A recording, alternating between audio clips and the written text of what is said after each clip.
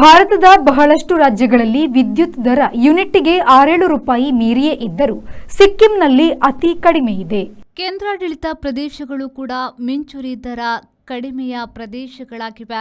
ಸಿಕ್ಕಿಂನಲ್ಲಿ ತಲಾ ಯೂನಿಟ್ 3.63, ಲಕ್ಷದ್ವೀಪ 3.90, ಅರುಣಾಚಲ ಪ್ರದೇಶ 4, ಚಂಡೀಗಢ 4.15 ಇದೆ.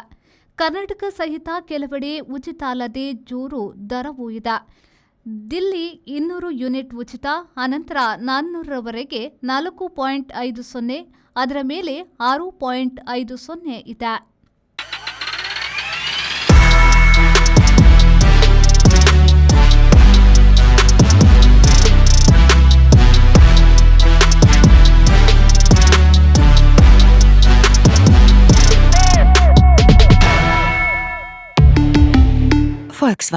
Volkswagen Mangalore, Airport Road, Yeyadi, Mangalore. Volkswagen.